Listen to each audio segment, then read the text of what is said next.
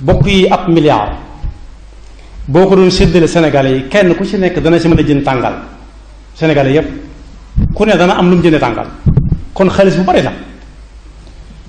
milliard kenn ku ko jël ne ko tungaañ dem ak moom ku ne xam na ni mënu ko lekk denc dong la koy def waaw bokk yi milliard poste de santé bi ñu ci waroon tabax nag muy laaj nit ki yor si buru si dikkale muy wax ñu jox koy doom mu dem ambulance bi nga xam ne waa ji dana laaj ñu war koo yóbbu amuñu ambulance bu ko yóbbu nag xanaa ambulance lu mu jafe-jafe xanaa ko am milliard man koo am waaye bokk yi pharmacie boo xam ne dañ ko doon ubbi ñu néew doole ñu leen wàññal lañ fay jaayee njëg bu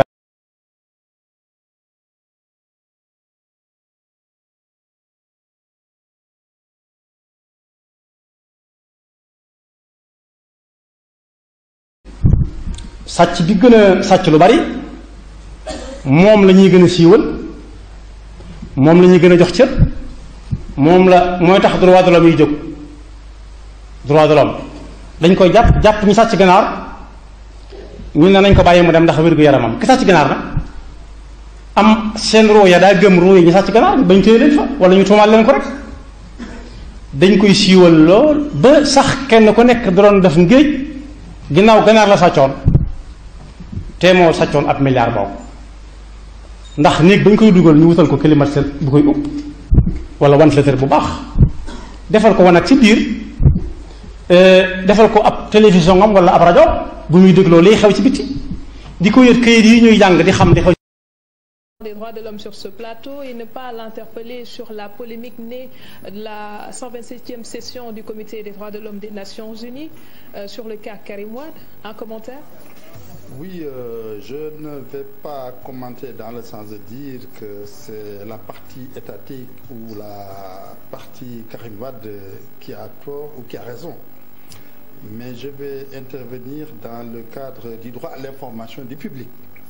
pour donc éclaircir un peu la position du problème en termes de droit international des droits de l'homme. Alors, ce qu'il faut comprendre, c'est que le Sénégal il a ratifié le pacte international sur les droits civils et politiques. Oui. Et voilà, qui a été fait par rapport à la non-constitutionnalité de certaines dispositions de la loi sur la CRI. Il y a eu ce Rabadare qui est intervenu, qui a dit que, écoutez, c'est à tort que la Chambre pénale a déclaré recevable le pourvoi formé par Karim Wade à l'époque. À ce niveau, forcément, il y a vice de forme. Et aujourd'hui, les décisions rendues sur le plan international, notamment au niveau des Nations Unies, au niveau du système des Nations Unies, donnent raison à la Chambre pénale.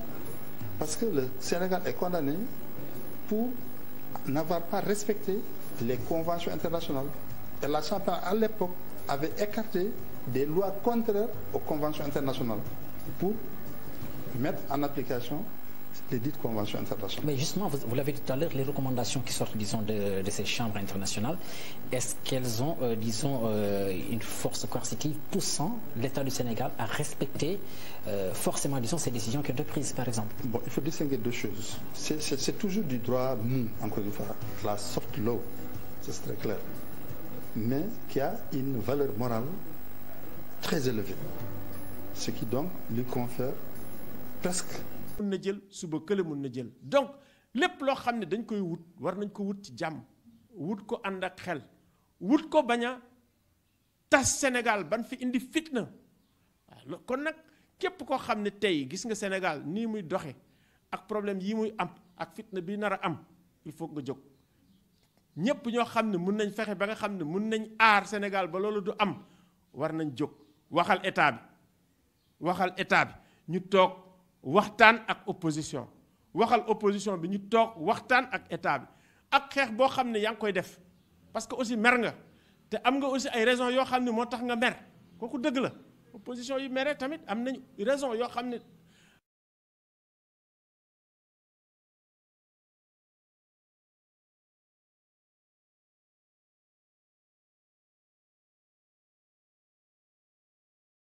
bokk yi ab milliard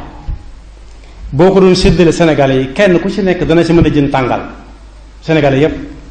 ku ne dana am lu mu jëndee tàngal kon xaalis bu bari la milliard kenn ku ko jël ne ko tungaañ dem ak moom ku ne xam na ne mënu ko lekk denc dong la koy def. waaw bokk yi milliard poste de santé bi ñu ci waroon tabax nag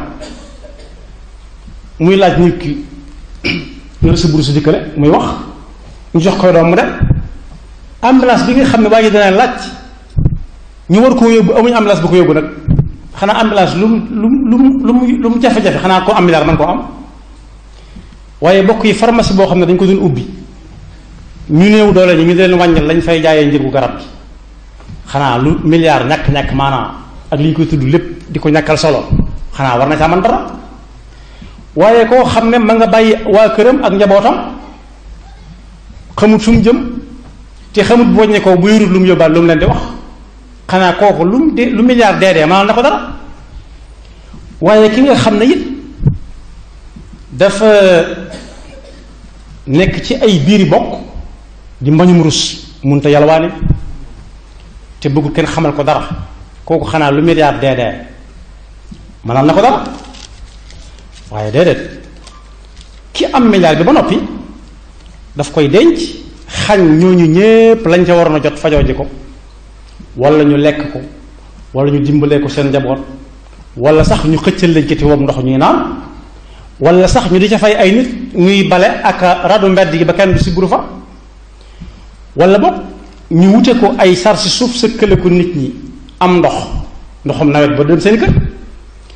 waaye fi mu toll nii day mel ne sàcc bi gën a sàcc lu bari moom la ñuy gën a siiwal moom la ñuy gën a jox cër mooy tax droit de l'homme yi jóg. droit de l'homme dañ koy jàpp ñu sàcc ganaar ñu ne nañ ko bàyyi mu dem ndax wér-gu-yaramam ki sàcc ganaar nag am seen ruu ya daa gëm ruu yi ñu sàcc ganaar bañ téye leen fa wala ñu tuumaal leen ko rek. dañ koy siiwal lool ba sax kenn ku nekk da doon def ngéej ginnaaw ganaar la sàccoon te moo sàccoon ab milliard boobu ndax néeg bañ koy dugal ñu wutal ko climatiseur bu koy upp wala ventilateur bu baax defal ko wanag ci biir